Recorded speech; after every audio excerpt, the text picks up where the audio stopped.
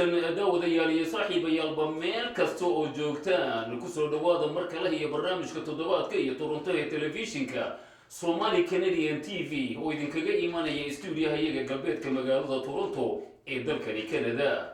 daawadayaasha qadarinta iyo qiimaha mudan oo anagoo idinku bareedinayna hadba xilliga iyo xaaladda aad ku jirtaan. magacaygu waa Maxamed Cabdullaahi Xasan. barnaamijka maanta ayaa haddii allaha awoodalihi ogolaado waxaan ku qaadaa dhigi doonaa waraysi ku wajahan guud ahaanba sheeko ku saabsanayd roobkii Soomaaliya oo la xaday oo guud ahaanba baraha bulshada ay Soomaalidu ku sheekaysato hadalhaynteedu aad ugu badnayd dhawaanahan. waxaa hadalkaas iyo baaritaankaaba laga waraystay oo sameeyey Professor Qaasim Xirsi Faarax oo ka mid ah qowmiyadda Soomaalida ee dalkani Canada, gaar ahaanna kuwa ku dhaqan magaalooyinka Toronto ee dalkani Canada. dad badan oo Soomaali ah ayaa ka cadhaysiisay arrintaasu, qaar badanna waxay ku tilmaameen in ayba suurtagal tahay. waxaa qaarkoodna waxayba u arkeen arrin iska xifaaltan iyo maadays ah. sida uu ii sheegayna Professor Qaasim Xirsi Faarax waxaa iyaguna naqdiyey oo aad uga xumaaday qaar ka mid ah culimada Soomaaliyeed ee ku dhaqan mandaqadaha kala duwan ee Soomaalidu ku nooshahay. haddaba telefishinka Somali Canadian TV ayaa raadiyey bal in aanu guud ahaanba soo dhaweyno oo aanu idin horkeenno Professor Qaasim Xirsi Faarax oo ninka sheekadan keenay si aan u qaadaa dhigno oo aan gunteeda sheekada u gaadhno. mudana kusoo dhawow Somali Canadian TV. aad baan ugu dhowahay waanad ku mahadsan tahay Maxamed Cabdullaahi. dhammaan akhyaarta ina daawanaysana aad baan u salaamayaa. wahagaag Professor Qaasimow, markaan soo xuuraansaday hadalhaynta ka dhalatay roobkii Soomaaliya la xaday oo arrin aad u weyn oo Soomaalida ku cusub ah, ayaa go'aansaday in aan bulshada Soomaaliyeed ku horkeeno oo aad sheekada iyada ka qancisid ama aad qaadaa dhigtid. intaba dadka Soomaaliyeed ee akhriyay oraahda ama commentiga ay ka odhanayeen hadalladaadaas waxay iyagu u badnaayeen kuwa aan aqoonba ku lahayn meel aad dunida uga nooshahay, waxa aad baratay iyo qofka aad tahay. intaba maanta adoo la hadlaya shacabka Soomaaliyeed, waa kuma Professor Qaasim Xirsi Faarax, muxuu bartay? bismillaahi raxmaani raxiim. Professor Qaasim Xirsi Faarax waxa uu yahay nin noloshiisa inta uu soo maray oo dhan kusoo dhammaystay waxbarasho. tan iyo markii aan 3 jir ahaa waxbarashan ku jiray. waana sida bini aadamka laga rabo ilaa uu qabri ka galo inuu maaragtay wax baranayo. waxa aan markaa waxbarashadiisa meesha ugu dambeysay aan kasoo qabtee waxa aan sameeyey ama dhamaystiray PhD sanadkii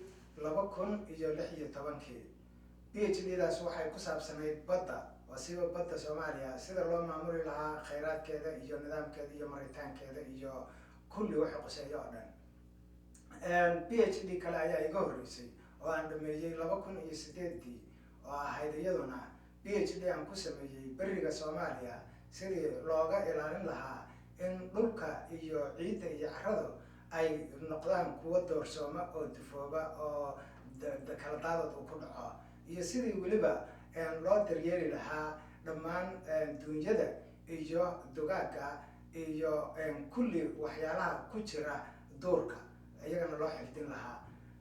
labadaas PhD waxaa iiga horreeyey markaas 2 master degree oo ahaa master aan ku qaatay waxa la dhaho cilmiga bii'ada iyo master aan ku qaatay shareecada islaamka. waxaana markaas iiga soo horreeyey 2 bachelor oo middood ay tahay diblomooyin la isu geeyey oo aan ku qaatay shareecada islaamka iyo maamul wanaagga. marka intaas waa xagga waxbarashadayda. xagga mawduucan isaga ah waxa aan daraasadiisa aan ogaaday ama aqoontiisa ay ugu soo dhacday aan helay mar aan u malaynaya in ay ahayd 2011. waxa aan ka alifay kitaabkan ayaan ka qoray oo aan hadda ka hor aan ka qoray waan idin tusinayaa. kitaabkan isaga ah waxa aan ka qoray kama qorin roobka keliya laakiin kitaabkan ciwaankiisu waxa uu yahay socio-economic ethics in Somalia. Socio-economic ethics in Somalia oo aan qoray sanadka marka uu ahaa aan halkan ka fiiriya waxa uu ahaa sanadku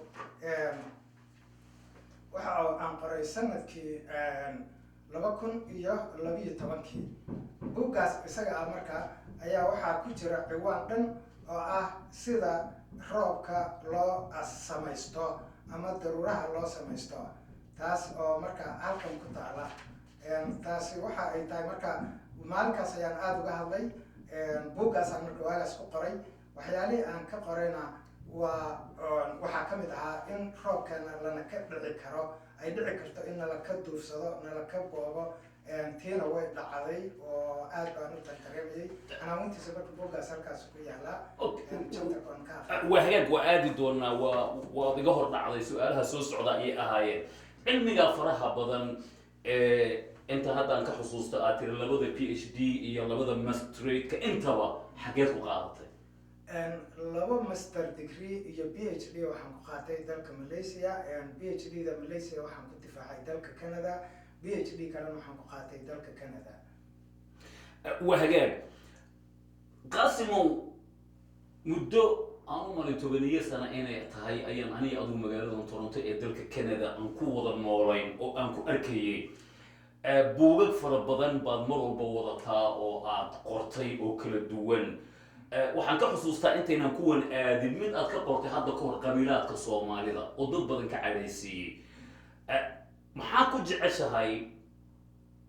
waxyaabaha ay dadka Soomaalida kula fahmila ay yihiin oo ay ka mid tahay in aad arrimo diinta ku saabsan culimo waaweyn oo Soomaaliyeed isku qabataan in aad qabiilo Soomaaliyeed ku eedeeyaan oo dhahan buuggaas uu qoray oo qabiilaadka Soomaalida ayuu noogu gafay iyo in aad dadka Soomaaliyeed arrin uguba u soo gudbisay oo aad leedahay 2011 baan ka qoray in roobka Soomaaliya la xadi karo iminkana aad tiri waa la xaday maxaa ku kalifay arrimaha iyaga inaad ka hadashay bismillaahir rahmaanir rahiim arrimahan iyaga horta waxaan u malaynayaa mid waa u dhalasho oo wax ilaahay qofka oo marba ilaahay baa xaga ruuxa marka waxaan isleeyahay xagga hagiddaas rabbaaniga way ku jirtaa oo waxaan tusaale usoo qabsanayaa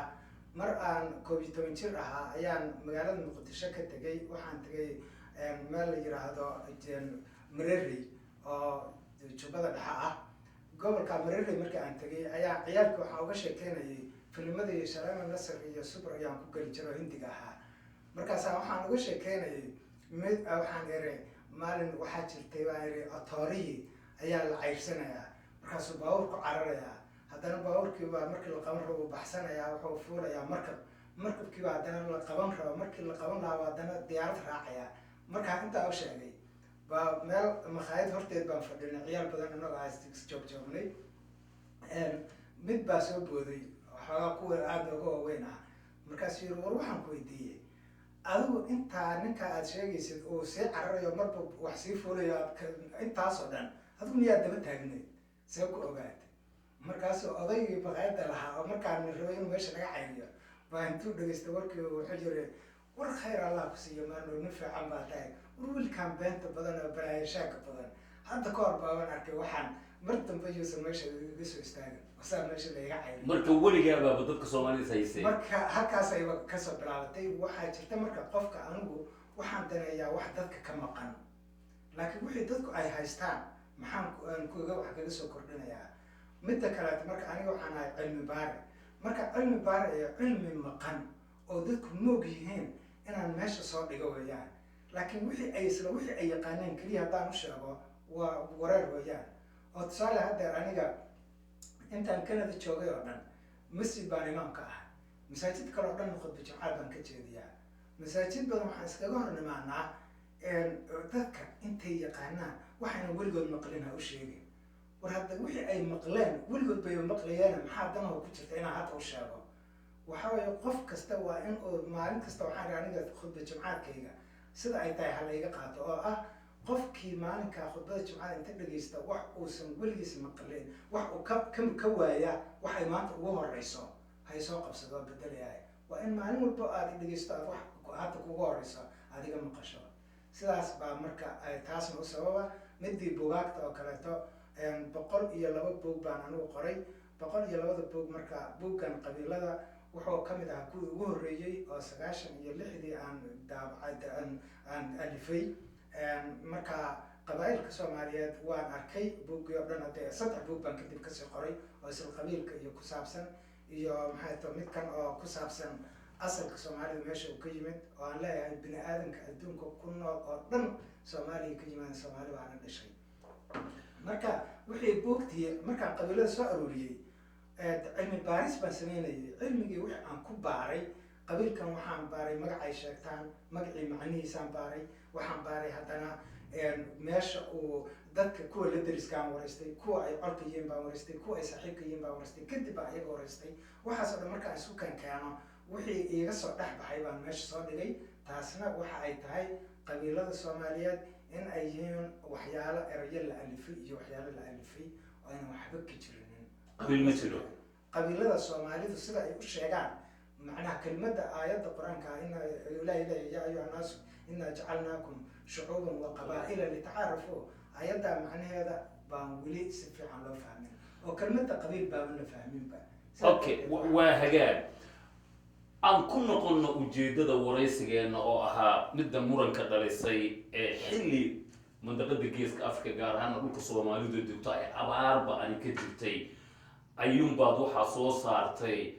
oranayso roobka Soomaaliya waa la xaday. argagax waa dadka ku dhacay. roobka Soomaaliya yaa xaday. bismillaahi raxmaani raxiim. horta waxaa weeyaan oraahdan waxaan anigu aliftay ma ahan, waa wax jira oo socda. marar badan horena waan sheegay. marka haddii aan haatan ku horta yaa xaday kelmadda haddaan israa ka jawaab. kelmaddan waxay noqonaysaa arrinta waxay u kala baxdaa labo. waxna waa tuhun, waxna waa dacwo. marka aad dacwo qabto ood maxkamad tegayso ayaad u baahan tahay inaad qofkii ama qoladii dhibka geysatay aad sheegto, carabowdo. marka ayaa haddana daliilaheedii iyo aad la imaanaysaa arrintaa. laakiin hadda xaaladdeedu anigu waxay joogtaa tuhunkaana waa wax waan hubaa. macnaha wax aad baan u garanaya u arkayaa, laakiin tuhun baan kasoo qaadayaa maadaama aanan dacwo macnaha tabarteed Soomaali oo dhan lahayn. marka tuhunkaas isaga ah waxaan jeclahay in qolada waxa aan ku tuhumayo aanan carabaabin, balse aan si calaamad ahaana iyo cayntooda iyo u sheego. markaa qofkii fahmaya ha fahmaya. waa hagaag intii kelmadan iyada ah ay dhex wareegaysay baraha bulshada waxaan sameeyey xuuraansi fara badan oo ku saabsan bal in aan arko wax ummadaha ilaahay ay ka qoreen ama cid ka dacwoonaysa roob laga xaday. waxaa ii soo baxday dalka Iran in uu ku dacweeyey dalka Yuhuudda ama Israa'iil in ay ka urursadeen daruurihii kor heebaabayay ee dalweynaha Iran oo ay geysteen dalkooda. dadka Soomaaliyeed marka waxaan jeclahay inaad u kala saarto waxa la kala xadaa ma daruuraha mise waa roobka naftigiisii. waxaa iyadana ii soo baxday oo dhowaan dowlad deegaanka Soomaalida laga sameeyey mashruuc ay iska kaashanayaan Ethiopia iyo Imaaraadka Carabta oo cirkii oo foox waxaa muddo lagu shidayo oo la leeyahay daruuraha ayaa la kaxaynayaayo meesha ay ka di'i lahaayeen malaha markuu shinkoodu dhammaada miyaa meesha ka dilaan baa la dul istaajinaya. inkastoo dadka qaarkood war waxan waa sixirba ay leeyihiin. mase ii soo bixin roob la xaday. roobka qof bini-aadan ma keeni karaa markaan awoodda ilaahayba ka tagno. bismillaahi raxmaani raxiim. waxaa weeyaan horta midda roobka keenista inaan ka bilowno weeyaan. roobka haddii adigu aadan roob abuuran karin, marka kelmadda roob iyo daruur aan isku mid ka dhigno, waayo daruurta ayaa roob ka dhashaa. marka biyihii oo dhashay macnaha oo dhacaya markaa dhulkii bay soo aadeen oo marka dhulka markay soo aadeen dee wixii lagu dhacaa waa qaabab kale oo hadhow togog iyo waxyaalo saas iyo dhulka in laga dhaco iyo dhulka dhexdiisa markaa laga dhici karaa. laakiin inta ay samada joogaan waxaa la kala dhacayaa waa daruuraha. daruurahaas markaa aadeen daruuro bilow ah, daruuro buuxsamay, daruuro riman, daruuro dacay oo curtay oo curan raba, daruuro curan raba. markaas hadday yihiin waa taas weeyaan meelahaas lagu kala hadaa. marka qaabkan macnaha roob waa la abuuran karaa iyo lama abuuran karo. waxaan leeyahay qofka oranaya roobkan macnaha waxba kuma lihin, wax ficila kuma lihin, ilaahay keliya baa wada, ha ogaado waxa uusan fahmin waa kelmad waxa la yidhahdo alqadaa walqadr. alqadaa walqadr waxa weeyaan waa wax macnaha qadarku waxa weeyaan waa qorshayn, alqadaana waa xukmin. macnaheedu marka waxa weeyaan wixii inaad qorshaysato adigu ilaahayna kula garab galo weeyaan. oo sida maamaha Soomaaliyeed ay ku aroortay oo ah wixii rag u kaco rabbina aqbalo way rumoobaan, sidaasay ku yimaadaan. wax kasta marka haddaad leedahay roob marka uma dhaqaaqayo yaan la dhihin roob waa maaragtay dad baa wax ku darsan karaa. haddaad leedahay hal mid baan kaa rabaa qofka saa dhahayo, adiguna marka ha guursanin oo wiil iyo gabar ha raadinin, waayo wiil iyo gabar miyaad abuurtaa adigu? roobkuna waa sidoo kale. ilaahay baa qur-aankiisa waxau ku leeyahay afara'aytum maa tumnuuna a antum takhluquunahu am naxnu lkhaaliquuna. marka waxaad tuuranaysaan, shahwada aad tuuraysaan ma idinka abuuroo dad ka dhiga mase annaga ka dhigno ilaahay yiri. aayadda ku xigta ilaahay waxau yiri afara'aytum maa taxrusuuna a antum tasracuunahu am naxnu zaaricuuna. marka waxaad mirta aad meesha ku ridaysaan ma idinkaa beertaa mase annagaa idin beerno ilaahay leeyahay. marka anagu beerley baan dhahnay, kaas wuu beertay, beertiiba waa niri waa beertaye roobkiina maxaan isugu day weynay oo haddana u beeran weynay sida beerta oo kale. kadib baa waxaa ku xiga kelmadda biyaha oo ah afara'aytum almaa alladii tashrabuuna a antum anzaltumuuhu min almusni am naxnu lmunziluuna. marka biyahaas iyagana ilaahay ma dhihin xataa ma idinkaa macnaha bilaabay xataa ma dhihinin. waxau yidhi ma idinkaa musniga kasoo dejiya. musnig waxa weeyaan saxaabka daruurta dhaysta ah riman ee buuxda ee dhalaysa ee markaas foosha gaaraysa. daruurtaas marka ay ku jiraan ma idinkaa ka dilaaciyey oo kasoo daayay biyaha weeyaan. musnigaas marka waxa weeye dadku waxay hadda samaynayaan maba ahanba inay daruurta ka dhiijiyaan biyaha, balse waxay gaarsiinayaan marxaladii ay kaga dhiiqi lahayd oo ah daruurta in lasoo bilaabo, lasoo asaaso, lasoo kiciyo, la abuuro, marka la kiciyo la abuuro, laysu gegeeyo, laysu kankeeno, la badbadiyo, waxyaala ay ku badaynayso oo ku dararayso in la geliyo. sida digaagaba aan wax ugu siino bacriminta noocaas kalaa, marka bacrimintaas iyo dararintaas in lagu sameeyo. markay saa u buuxsanto oo ay meel ay cakirnaato oo ay gaarto heer ah in ay badatay oo ay haddana maxay to iscurjisay oo iscadaadisay oo islis dhalisay oo danab ka dhex dhashay, markaas ayay biyihii sii daynaysaa. marka heerkaasaa lasoo gaarsiinayaa. laakiin cilmiyan meesha Soomaalidu aydan iska fahmin waxa weeyaan aadanuhu roobka ma soo dhiijiyo, laakiin daruuruhu isu keeni karaa si ay usoo dhiiqaan oo goobta ay dultaagiin ugu da-aan. saas miyaa ujeedada? xaqiiqdii marka midkood horta taasi aanu dhihin, midii hore waan isla fahmnay roobka beerashadiisa taa waa wax cad. laakiin middan soo daynta laftigeeda bini aadamku waxbay ku darsadaan, waxba ficil bay keenaan, ilaahay baana u aqbalaa. oo waxa uu yahay markii ay isku cufintaas iyo isku dhafkaas ay keenaan oo ay laba daruurood isu keenaan, labada daruurood ay isku dhagaan, ay isbacrimiyaan, ay markaa ay dhalayaan, markay soo daynayaan baa waxaa la sameeya hadday soo di'i weydo ama la damco meeshii ay ku da-ayso laga baqayo inay inta sii durugto dabaylka ku sircada ay meelablaayo ku da-ayso yaa bartaan lagu da-sadaa intayna xagga gaarin. amase inta la shido la aruuriyo yaa lala cararaa, markaasaa loo diidaa inta ay dhalayso dhalidii laga sixanibaa intay sii daynayso biyihii ilaa meeshii lala rabay markay marayso lasii di'iyo. marka di'intaasna waxaa lagu sameeyaa haddii ay siyaabahaas oo dhan ay ku dhali weydo in la sameeyo nuclear lagu dhufto. marka lagu dhufto nuclearkeeda kii dadka baabi'inaya ka waaweyn bay dadku yaqaaniin, laakiin nuclearadu way yaryihiin, waxyaala way kala heerar bay yihiin. marka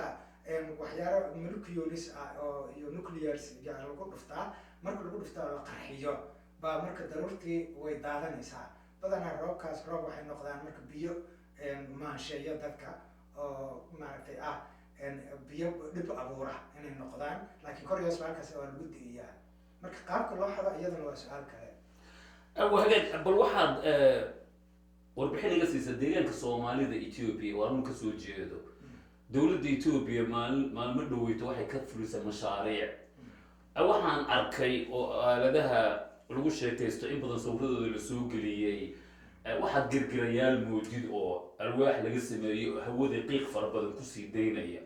arrintaas maxay tahay waa sax weeyaan arrintaas way jirtaa anigu marka macnaha sida aan u fikiray oo arrintaas horta u arkay siyaasad ahaan aan idin sheego siyaasad ahaan waxaan arkayaa arrintan waxaan ka hadlay aniga maalintii aan ka hadlay maalintii ka 2 ahayd ama ka 3 ahayd ama ka 4 ahayd baan filayaa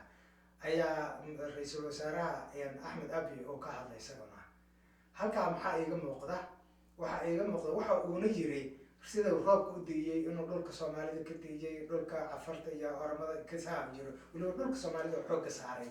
halkaa maxaa laga fahmi karaa war kasta oo la yiraahdo oo maartay media kala markiiba waa la turjuntaa oo media laftigiisa hore ka turjumayaba marka laga faa'iideysan markiiba waa la qabanayaa warka dawlad kasta way qabataa mukhaabaraadkeeda qabta warka way sii dhiraan marka in dawladda Ethiopia ay markiiba warkayga heshay ay markay heshay oo ra'iisul wasaaruhu u soo kacay maadaama markaa ka hor isagu sameeyay anna aan iri dawlad dariskeena ah balse aanan carabaabin dawladay tahay iyo wax u qaadan karaa in dawladda Ethiopia tahay Soomaalidu hore codad Ethiopia uga qabtay marka uu isbari yeelay oo ma dhahaynin wuxuu ka waday inuu roobka aniga aan beertay roobka dhulkayga aan ka beertay iyo saacirkayaga ee Soomaaliya waxay ka fadhiyeen intaas ka waday maxaa ku sixigay hadda maanta in maalin shalay darahtadan in la keenay marka qalabkaas dhulkii Soomaalida Soomaali galbeed oo la keenay jigjiga iyo qabri jigjiga halka la keenay marka qalabkaas sidaas lagu keenay oo ah war haddaba adinku wakaas wixii bal wax ku falo beerta la leeyahay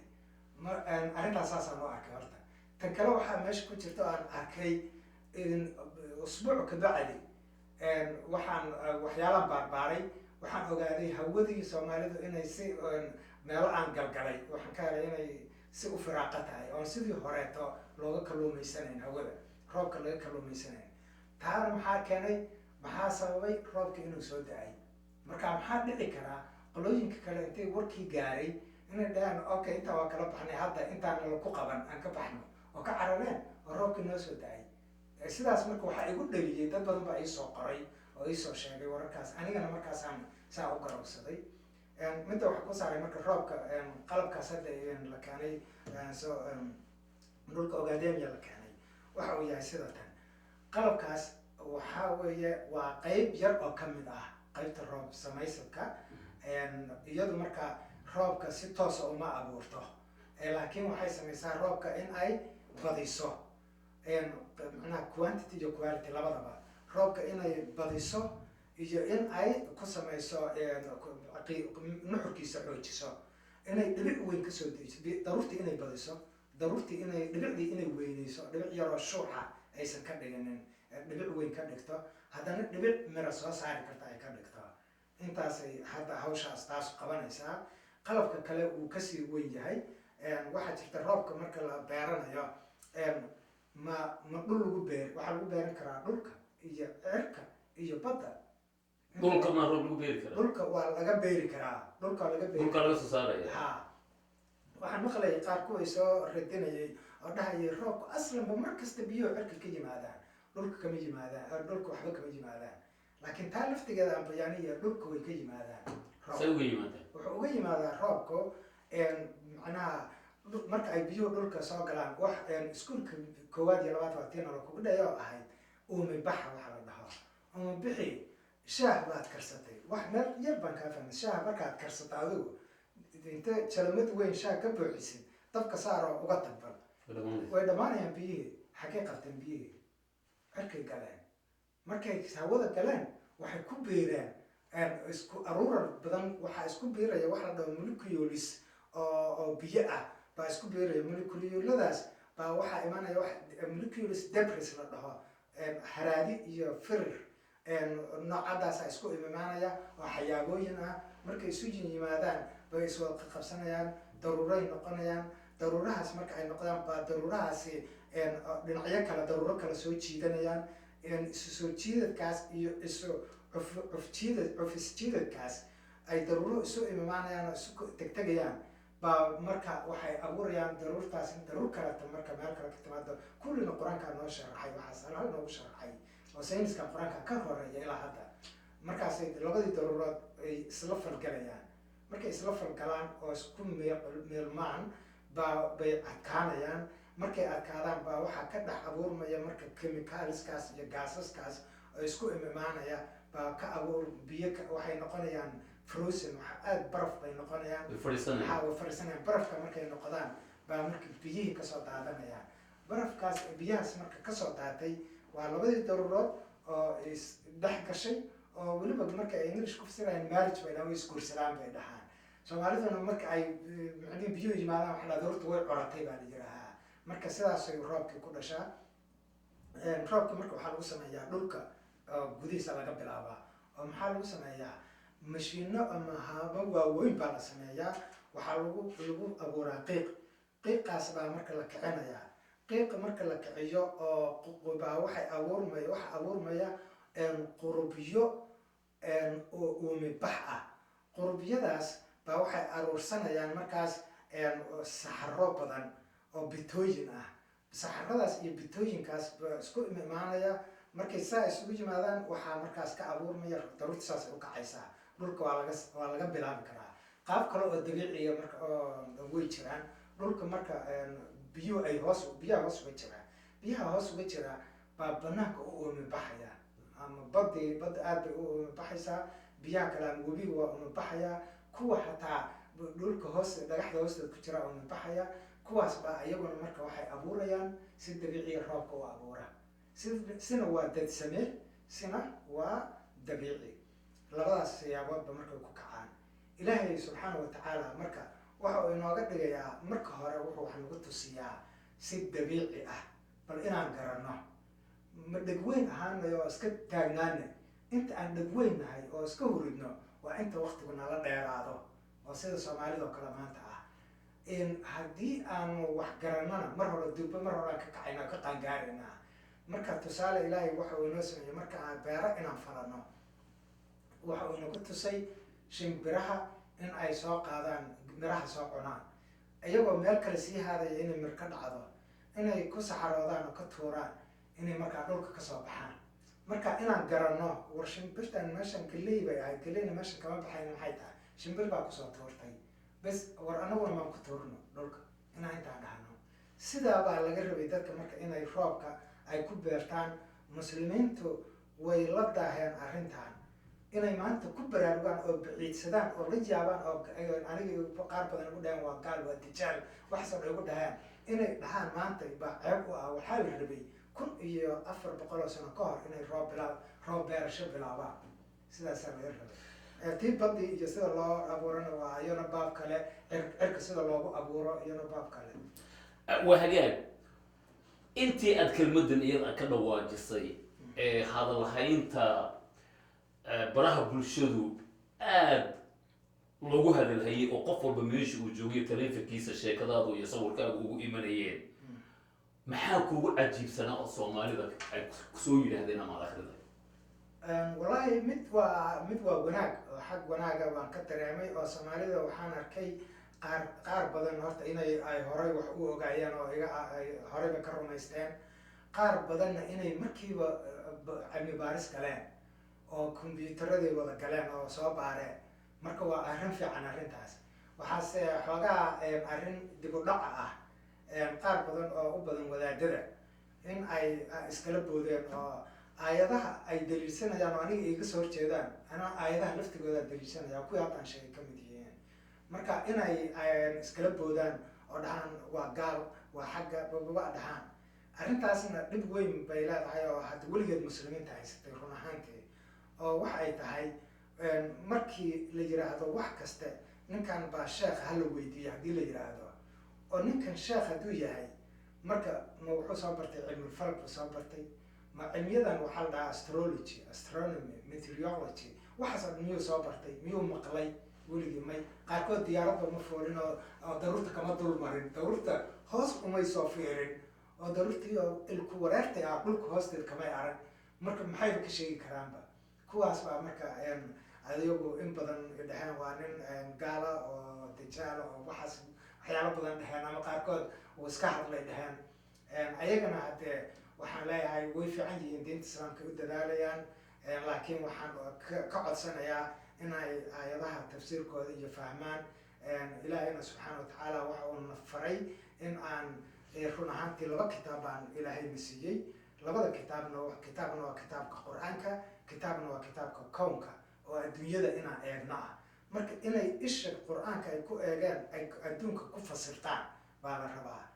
inay ku fasirtaan hadallo lasoo sheegay beri hore hebel baa laga maqlay iyo hebelka xataa hadduu doona iska maskiin ahaa rebaadiye ah weligiis iskuul gelinin xataa oo qaar leeyahay beelo weeye qaar xagga leeyahay in kuwaas wararkooda keliya la yiraa qur-aan lagu fasiro arrintaasa ceeb nagu ah gef allana noqonaysa hatee run ahaantii okay qaasim xadiiska ma diidan tahay wallaahi arrintaas horta waa mawduuc gooni ay u baahan tahay anigu ilaa xadiiska laga keenaa culimadii hore iyo waan arkayaa waxaas oo dhan anigu xadiidka oo jaamacado badan baan uga soo baxay waxaan soo dhigtay college markii ugu horeysay oo magaalada muqdisho ku yaalay markas thaqaafa alislaamiya waxaan ku bartay islamic studies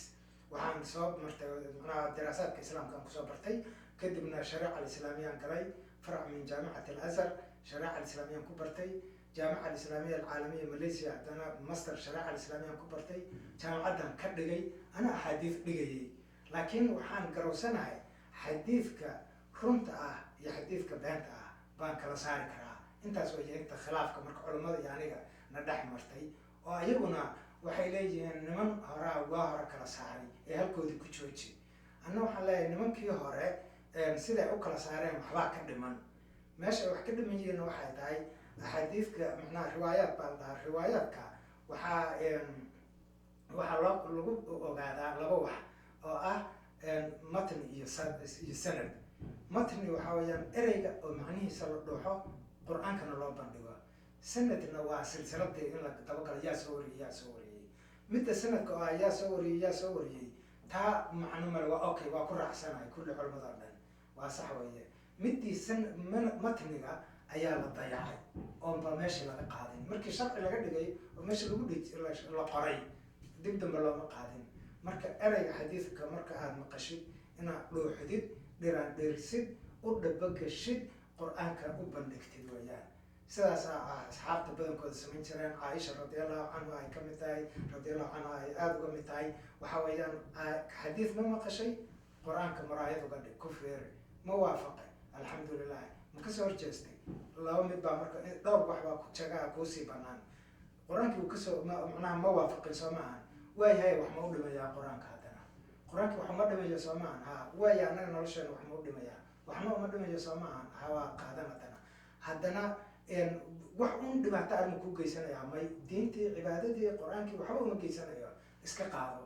qur-aanka ma waafaqay waa waajib ina qaadatid laakiin qur-aankii buu dhibaateynayaa mustaqbalkaagii buu dhibaateynayaa dhibaato adig kugu wadaa nebi maxamed calayhi salaatu wasalaam bocaaya axaadiista ugu badan oo marka anigu aan diido waa kuwa nebi maxamed sallallahu calayhi wasalam caaya oo aflagaadada ka sheega oo gaalada baray inay karakteer wax naga ka qorqoraan nebiga ku caayayaan iyo kuwa dumarka caaya waa ugu badan iyo kuwa dadka shaqada ka jeediya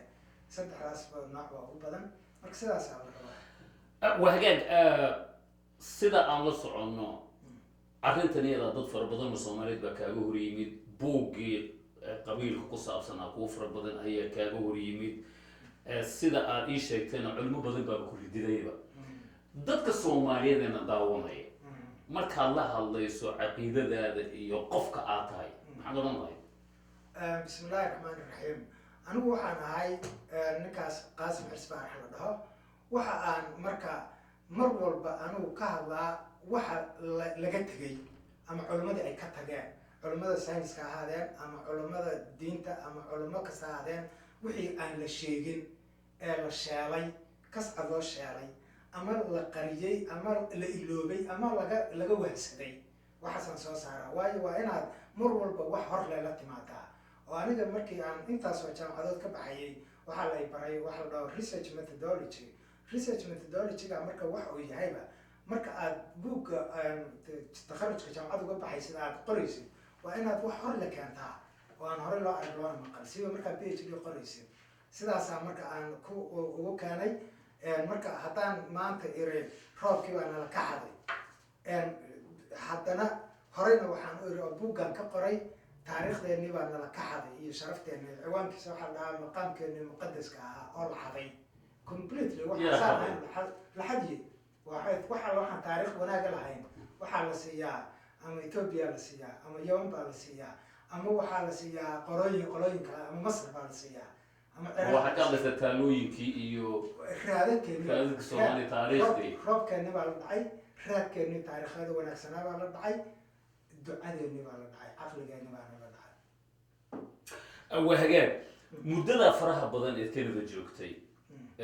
markaan ku arko goobaha Soomaalida aad buugaag u wado oo aad dadka is haysataan oo aad waxyaabahan cusub oo keenaysa iyo baaritaankan ay dad badan kugu qabsanayaan maxaa Canada ka faa'iiday joogitaankeedii bismillaahi rahmaani rahiim waa tala fiican Canada dadku waxay ka faa'iidaan ama ku dadaalaan inay ka faa'iidaan haddii u suurtoodo iyo haddii kaleba inay lacag ka sameeyaan laakiin anigu taa umaba imaanba Canada waxaan u imid oo ujeedada ugu weyneed aan Canada ugu degay markaygii hore markaan Canada imaanayay aniga waxaan ku imid aniga oo Soomaaliya matalaya oo shir weyn oo u madax ahaa madaxweynihii markaa ka hor laga qaaday Mareykanka Bill Clinton iyo uu ka mas'uul ahaa arrintaas aan u imid shirkaas markaan u imid kadib baa marka wadankii kharaabkiisa sii batay oo Ethiopia soo gashay Muqdisho oo khalaas halkaa lagu kala tegay sidii baan halkan ku joogay waxa ugu weyn oo aan u joogayna waxay ahayd inaan helo waqti intaan ku fadhiisto aan waxa maskaxdayda ka guuxaya ka buuxa aan banaanka soo dhigo intaas ahayd intii baana ku jiraa marka lacag inaan ka sameeyo iyo hadafkayga maba ahanba wahagaag Abdulqaasim Xirsi Faarax roobka ayaad ka hadashay waxaad ka dhawaajisay xilli abaar badan ay dalkeena ka jirto oo dadka Soomaaliyeed aad roob la'aan ugu rafaadsan yihiin waxyaabaha farta lagu fiiqo oo roob la'aanta u sababa waxaa lagu tilmaamaa dhirta la jaraya ee faraha badan iyo dhuxusha loo iibgeynayo ee bariga dhexe